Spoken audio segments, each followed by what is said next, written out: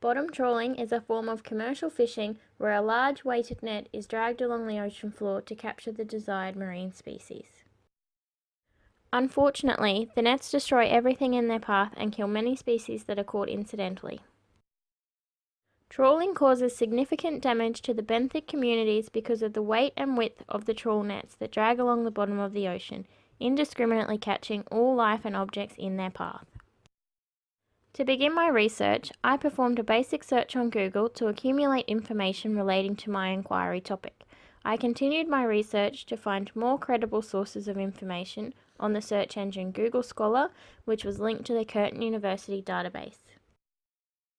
Lastly, I conducted a search on the Curtin University Library database, where I found extensive information regarding the history of trawling and the impacts it is having around the world.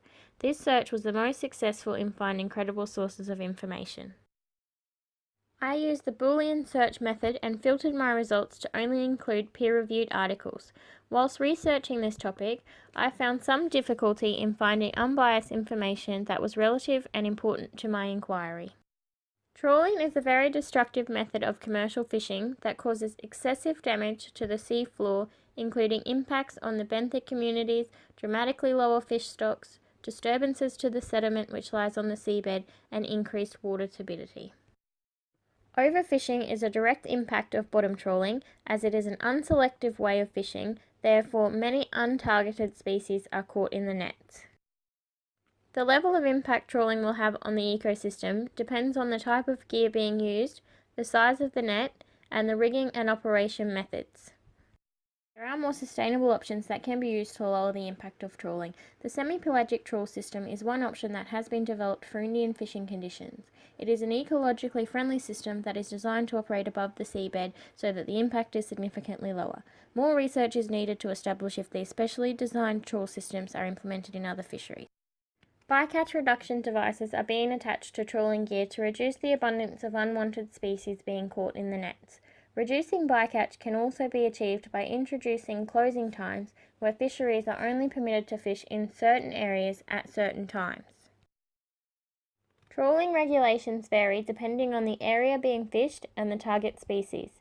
Examples of these regulations include limiting fishing times and restricting fishing areas, limiting the size of the vessel, restricting the type of gear used, and limiting the size of the catch.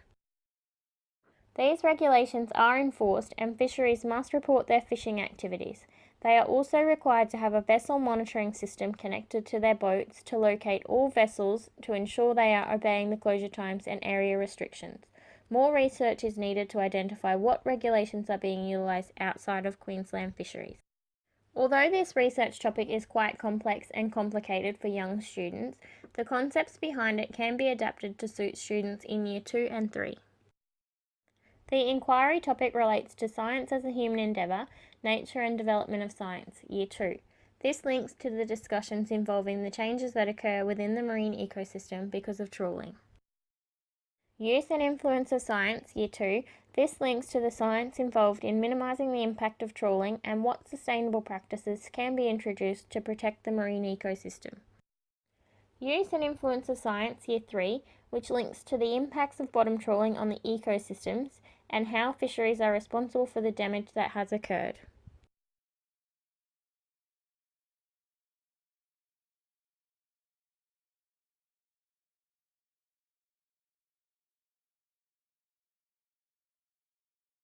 Created using Powtoon.